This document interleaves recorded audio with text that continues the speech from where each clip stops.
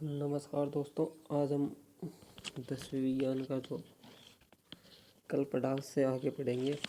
कल हमने प्रतिरोधों को श्रेणी संयोजन पढ़ लिया था। आज हम पढ़ेंगे प्रतिरोधों का समांतर संयोजन। तो चलिए शुरू करते हैं।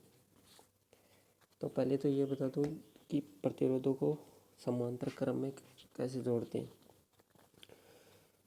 जैसे हमारे पास 2 या 3 प्रतिरोध हैं, जैसे ये R1, ये R2 है, ये कोई R3 प्रतिरोध है, ये R1 है, ये R2, ये R3। अब हमें इनको समांतर क्रम में जोड़ना। समांतर क्रम का मतलब होता है कि एक प्रतिरोध का प्रथम सिरा, दूसरे प्रतिरोध का प्रथम सिरा तथा तीसरे प्रतिरोध का प्रथम सिरा, ऐसे जितने भी प्रतिरोध हैं उनका प्रथम सिरा और अंतिम सिरा आपस में जुड़े हों तो उस संयोजन को कहते हैं समांतर संयोजन। जैसे ये है, अब इसमें ये प्रथम सिरा ये है, ये प्रथम सिरा, और ये इसका प्रथम सिरा, ये अंतिम सिरा, ये अंतिम सिरा। अब इनको हम जब आपस में जोड़ते हैं तो देखिए, ये R1 जोड़ दिया, ये R1 है, उसके बाद ये R2 जोड़ दिया, और ये हमने R3 जोड़ दिया, और इन प्रतिरोधों को हमने एक बैटरी से कनेक्ट कर दिया। तो जो ये संयोजन है ये कहलाता है प्रतिरोधों का समांतर संयोजन। धारा इसमें इधर से धारा प्रवाहित हो रही है, इस प्रकार का संयोजन कहलाता है प्रतिरोधों का समांतर संयोजन। और जो प्रतिरोधों का श्रेणी संयोजन ज्ञात करना हो तो उसके लिए हम किस तरह प्रदर्शित करते हैं ये देखिए। अब कल मैंने आपको बता दिया, लेकिन एक बार फिर देख लीजिए। जैसे हमारे पास 3 प्रतिरोध है, वही R1, R2 और R3। इनको हमें श्रेणी संयोजन में जोड़ना। श्रेणी संयोजन का मतलब होता है कि जब प्रथम प्रतिरोध का अंतिम सिरा, ये कोई हमारे पास प्रथम प्रतिरोध है R1, और ये कोई हमारे पास R2, और एक प्रतिरोध और लीजिए, जैसे ये R3। ये 3 प्रतिरोध हैं। अब हमें इनको नाम दीजिए, जैसे R1, ये R2 और ये R3 है। अब हमें इन्हें श्रेणी संयोजन में जोड़ना। श्रेणी संयोजन का मतलब होता है कि प्रथम प्रतिरोध का अंतिम सिरा, ये R1 का अंतिम सिरा, ये R2 का प्रारंभिक सिरा, R2 का अंतिम सिरा, और R3 का ये प्रारंभिक सिरा, और ये R3 का है अंतिम सिरा। श्रेणी संयोजन में जोड़ना है प्रतिरोधों को, तो R1 प्रथम प्रतिरोध का अंतिम सिरा और द्वितीय प्रतिरोध का प्रारंभिक सिरा, पहले का तो अंतिम, दूसरे का प्रारंभिक, दूसरे का अंतिम और तीसरे का प्रारंभिक सिरा, उनको आपस में जोड़ दीजिए। तो हमने जैसे ये इसका अंतिम सिरा, ये प्रारंभिक, हमने इसको जोड़ दिया, इसको जोड़ दिया, और जब हम इन प्रतिरोधों को एक बैटरी, ये हमने कुंजी लगा दी। ये संयोजन कहलाता है प्रतिरोधों का श्रेणी संयोजन। जब प्रतिरोधों को श्रेणी संयोजन में जोड़ते हैं तो जो प्रवाहित धारा होती है वो समान होती है, लेकिन जो वोल्टेज होता है, विभवांतर, वो अलग अलग होता है। लेकिन जब हमने प्रतिरोधों को समांतर संयोजन में जोड़ रखा है तो जो प्रतिरोधों में धारा प्रवाहित होती है वो अलग अलग होती है, लेकिन जो विभवांतर होता है वो सेम होता है। तो आज पढ़ेंगे प्रतिरोधों का समांतर संयोजन। तो चलिए शुरू करते हैं उसको। ये बेसिक याद रखना कि कौन से संयोजन के लिए किस प्रकार का हम परिपथ बनाते हैं। अब है प्रतिरोधों का समांतर संयोजन। इसके लिए देखिए आपकी बुक में 3 प्रतिरोध ले रखे हैं, तो हम भी चलिए 3 लेके सोल्व करते हैं। ये हमने R1 लिया,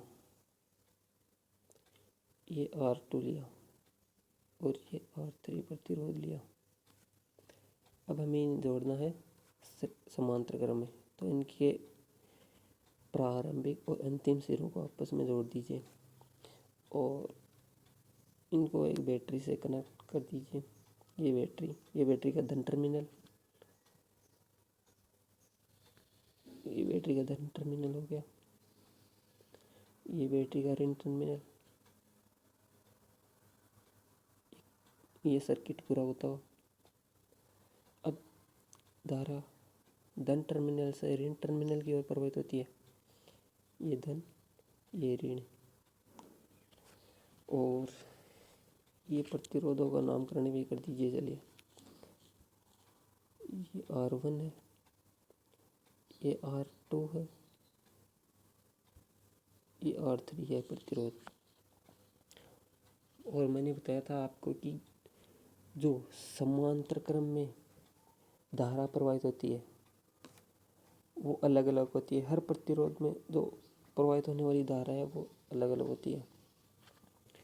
तो इसमें I1 धारा प्रवाहित हो रही है, इसमें I2 प्रवाहित हो रही है और जो ये है प्रतिरोध इसमें I3 धारा प्रवाहित हो रही है।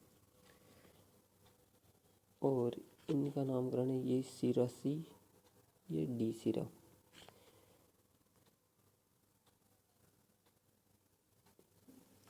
तो अब इस जो ये डायग्राम है इसका हमें तुल्य प्रतिरोध ज्ञात करना है। तो तुल्य प्रतिरोध ज्ञात करने के लिए हमें ये तो पता है ओम नियम V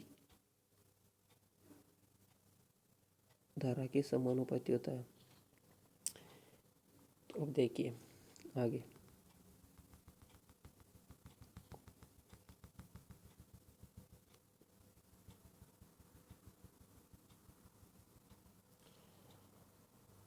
ओम नियम से जो परिपथ में धारा प्रवाहित होती है वो कुल धारा I है और वो आगे जाके डिवाइड होती है I1, I2 और I3। क्योंकि 3 प्रतिरोध है तो तीनों में अलग अलग धारा जाएगी। तो I1 plus I2 plus I3। अब देखिए ओम नियम से V, ओम नियम से हम जानते हैं V बराबर IR। तो V1 I1 R1 और V2 I2 R2। लेकिन हम जानते हैं कि जो समांतर क्रम होता है उसमें धारा तो अलग होती है लेकिन जो विभवांतर है वो सेम ही होता है। इसलिए जो विभवांतर ये है ना V1, इसको V1 मत लिखिए, V रखिए, क्योंकि समांतर क्रम में विभवांतर तो समान होगा, धारा ही अलग अलग होती है। इसलिए धारा आगे देखिए V I3 R3। अब हमें I का मान ज्ञात करना है और इसको समीकरण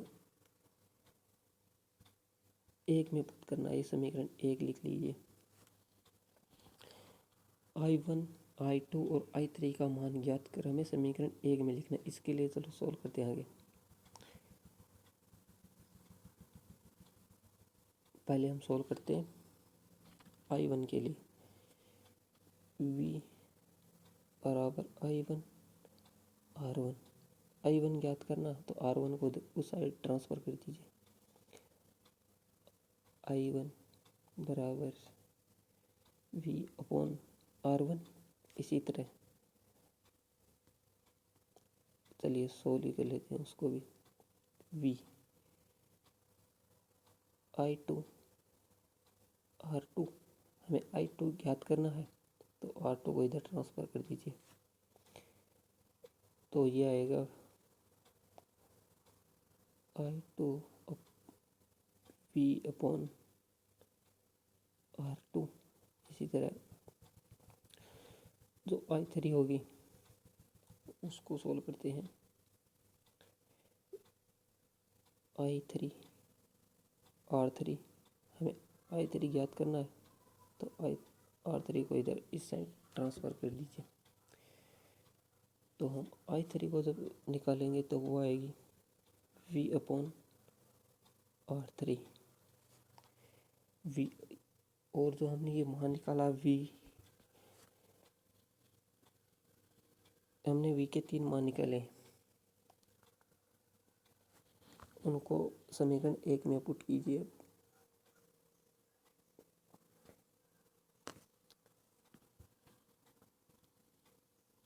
ये I3 के I1 I2 I3 हमने 3 मान निकाले ना, उनको समीकरण 1 में पुट करना है। V के मान नहीं निकाले हमने, I के निकाले। तो चलिए रखते हैं इनको समीकरण 1 में। ये I3 है I3। अब देखिए ओम नियम से जो ये I1 है, I1 कितनी आई थी हमारी V/R1, और ये V/R तुल्य प्रतिरोध I2 कितनी आई थी V/R2 प्लस V/R3। तो जब इन तीनों में से इस साइड से और इस साइड से जब V कॉमन लेंगे तो ऊपर से V सब जगह से कैंसिल आउट हो जाएगा। तो बचेगा कितना, वो देखिए। बचने जो टर्म बची हैं उनको हम एक जगह लिखते हैं, तो देखिए कितना आता है।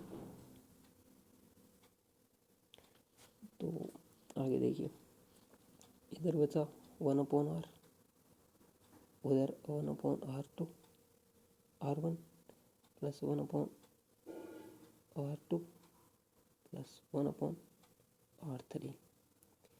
ये समांतर क्रम संयोजन का तुल्य प्रतिरोध है। इसी प्रकार यदि हमने समांतर क्रम में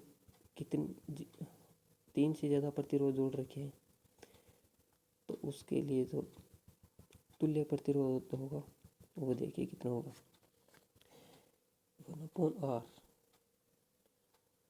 1/R1 plus 1/R2 plus 1/R3। ये तो हमने 3 प्रतिरोध जोड़ रखे थे। यदि अनंत जोड़ रखे हैं तो 1/Rn number of resistance Rn। यहाँ पे कितने प्रतिरोध हैं उनको व्यक्त कर रहा है। अब देखिए यदि हमने परिपथ में केवल समांतर क्रम में 2 प्रतिरोध जोड़ रखे, उसके लिए देखिए 1/R बराबर 1/R1 प्लस 1/R2। तो आगे देखिए,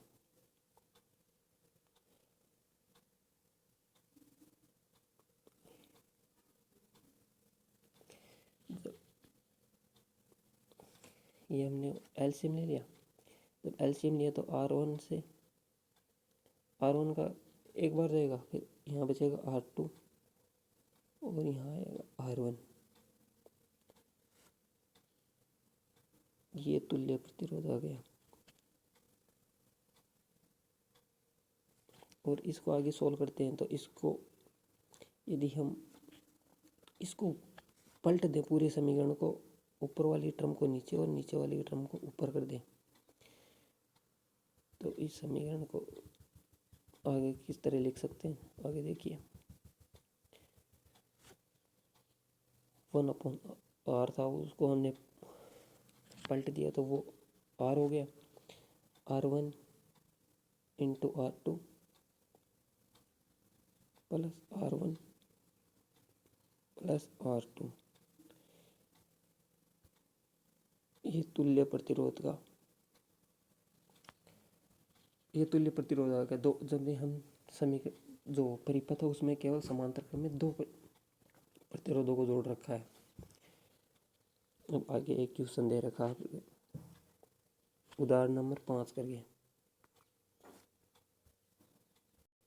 जो एग्जाम्पल नंबर 5 दे रखा उसमें पार्ट ए में पूछ रहा है कि 5 में पहले तो 3 प्रतिरोध हैं, 1 ओम, 2 ओम व 3 ओम के 3 प्रतिरोध लेके उनको समांतर क्रम में जोड़ रखा है। तो समांतर क्रम में जोड़ रखा है तो आप देखिए ये प्रथम, ये द्वितीय, तीसरा, ये 3 प्रतिरोध है, ये बैटरी, ये बैटरी। तो प्रथम प्रतिरोध 1 ओम का, दूसरा 2 का, तीसरा 3 ओम का, ये और 6 वोल्ट की बैटरी। तो पार्ट ए में पूछ रहा है कि संयोजन का तुल्य प्रतिरोध। तो हमें इस परिपथ का तुल्य प्रतिरोध आर बता दीजिए, आर कितना होगा। दूसरे में पूछ रहा है कि परिपथ में धारा कितनी प्रवाहित हो रही है, ये पूरे सर्किट में कितनी धारा प्रवाहित हो रही है। और तीसरा पूछ रहा है कि प्रत्येक प्रतिरोध में धारा। ये 3 पार्ट दे रखे हैं। तो जो पार्ट फर्स्ट है उसका देगी सॉल्यूशन। हम जानते हैं कि हमने 3 प्रतिरोध जोड़ रखे, उसका तुल्य प्रतिरोध होता है 1/R बराबर 1/R1 plus 1/R2 plus 1/R3। तो 1/R1 कितना होगा, प्रथम प्रतिरोध है 1 ओम का, दूसरा है 2 ओम का और तीसरा है 3 ओम का। जब इसको एलसीएम लेते हैं तो एलसीएम आएगा 6। तो 1/R, तो ये 6, ये 3 और ये 2, ये इतना आएगा सोल्व करने पे। फिर इसको सोल्व करते हैं तो ये आता है, देखिए तो इनको जोड़ के ऊपर वालों की संख्या को जोड़ते हैं तो ये देखिए कितना आता है 1/R, वो आता है 6, 3 और 2, इनको जोड़ेंगे तो आएगा 11 और नीचे 6, नीचे 6, ये आ गया। अब इसको आर को ऊपर ले लीजिए तो ये आता है, ये संख्या उल्टी हो जाएगी ये भी, ये ओम। तो पार्ट ए का ये आंसर होगा 6/11 ओम।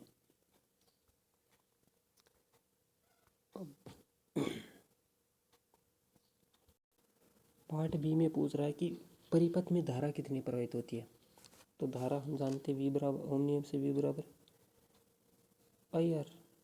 धारा ज्ञात करनी है तो आर को इधर ले आइए, आई बराबर वी अपॉन आर। तो जो वोल्टेज है बैटरी वो कितने वोल्ट की है, ये है 6 वोल्ट की बैटरी। और जो प्रतिरोध आया वो कितना आया था 6/11, 6 से 6 कैंसिल हो गया। आई धारा कितनी है, ये 11 ऊपर चला जाएगा, यह है 11 एम्पेयर। परिपथ में 11 एम्पेयर की धारा प्रवाहित हो रही है कुल। और आगे पूछ रहा है कि प्रत्येक प्रतिरोध में से कितनी धारा प्रवाहित हो रही, क्योंकि समांतर क्रम में जो धारा प्रवाहित होती है वो अलग अलग होती है। तो उसके लिए I1 याद करनी है। प्रथम प्रतिरोध में से प्रवाहित होने वाली धारा V/R1। जो बैटरी है वो 6 वोल्ट की है और जो प्रतिरोध है 1 ओम, तो ये आएगी 6 एम्पियर। और जो दूसरे प्रतिरोध में से प्रवाहित होने वाली धारा है वो है 6 वोल्ट की बैटरी है, R2 हमें दे रखा 2 ओम, तो ये 3 एम्पियर की धारा प्रवाहित होती है। और I3 है वो 6 वोल्ट की बैटरी और 3 ओम का प्रतिरोध, तो ये आती है 2 एम्पियर की धारा। तो जो परिपथ में से कुल धारा प्रवाहित हो रही थी वो 11 एम्पियर है और प्रत्येक प्रतिरोध में से जो प्रवाहित होने वाली धारा वो R1 से प्रवाहित होती है 6 एम्पेयर की, R2 ये होती है 3 एम्पेयर से, और जो R3 प्रतिरोध है उससे 2 एम्पेयर की धारा प्रवाहित हो रही है।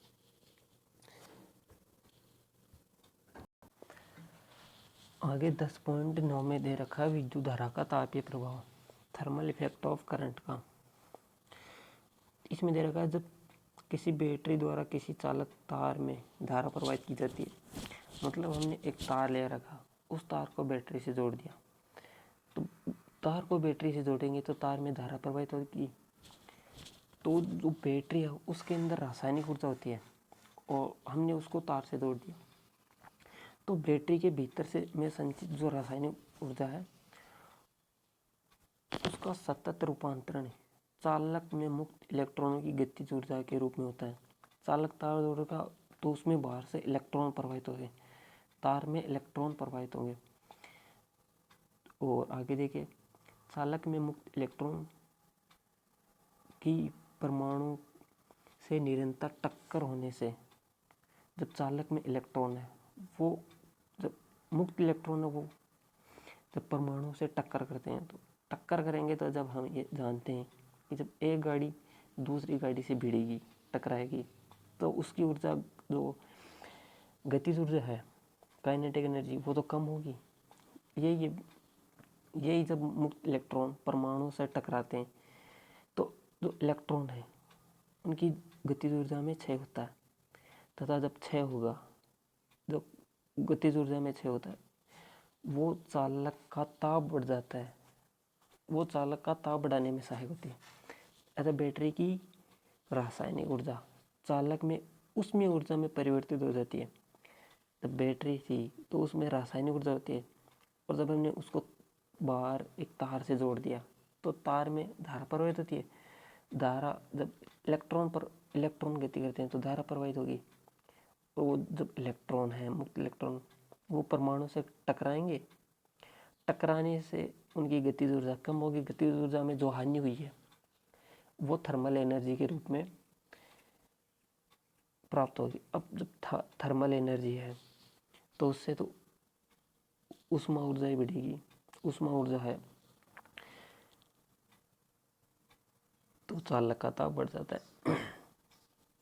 अब उदाहरण दे रखा है इसमें एक कि एक पंखा, विद्युत पंखा निरंतर चलता है तो वह गर्म हो जाता है।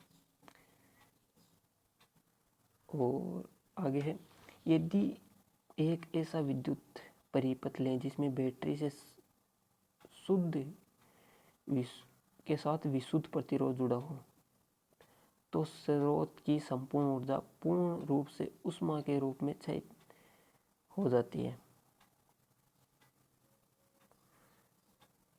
इसे विद्युत धारा का ऊष्मीय प्रभाव कहते हैं।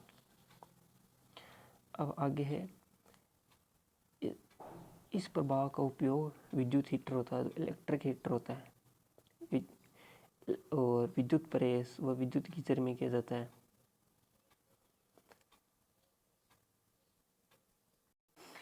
अब ये दे रखा कि विशुद्ध प्रतिरोध, जब हम ऐसा प्रतिरोध बना रहे हैं जैसे उसमें हमने विशुद्ध प्रतिरोध ले रखा, तो विशुद्ध प्रतिरोध का अर्थ है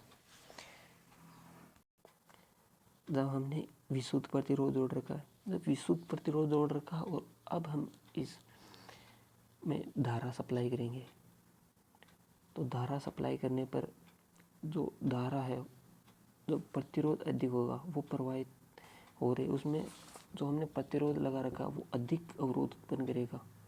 उसका प्रतिरोध जब अधिक होता है, यदि जैसे यह एक प्रतिरोध है, यहाँ से हमने धारा, ये स्रोत है, ये तो एक एग्जाम्पल है। जैसे अब इसमें हम धारा प्रवाहित करते हैं,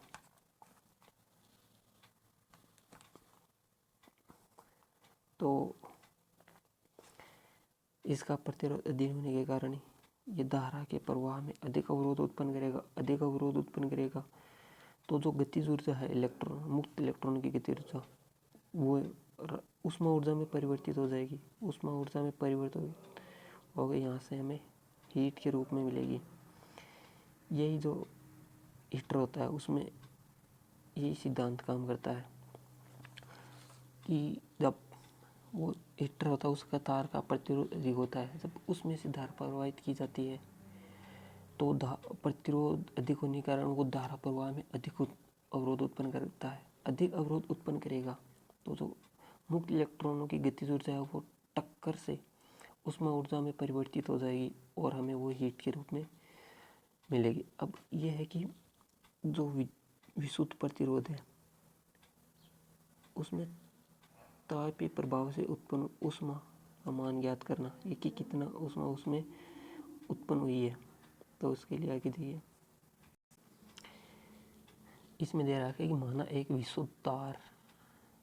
विशुद्ध प्रतिरोध तार है जिसे एक बैटरी से जोड़ा गया है। इस तार का प्रतिरोध R है, इसमें धारा I प्रवाहित हो रही है। इसके जो तार के सिरे हैं उनके मध्य विभवांतर V है, इसमें ये I धारा प्रवाहित हो रही है, प्रतिरोध है विशुद्ध प्रतिरोध। यदि तार में T समय में Q आवेश प्रवाहित होता है, आवेश प्रवाह की दर को कहते हैं विद्युत धारा, और तार के सिरों के पर उत्पन्न विभवांतर भी है। T समय में Q आवेश प्रवाहित करने में किया गया कार्य, और जो कार्य होता है उस कार्य W बराबर कार्य बराबर आवेश Q इंटू विभवांतर V ये होता है। और धारा बराबर जो धारा होती है वो होती है धारा बराबर आवेश इंटू समय। तो आगे देखिए, इस T को इधर ट्रांसफर कर दीजिए तो Q बराबर आ गया IT। अब इस Q को यहाँ पे पुट कीजिए तो आगे देखिए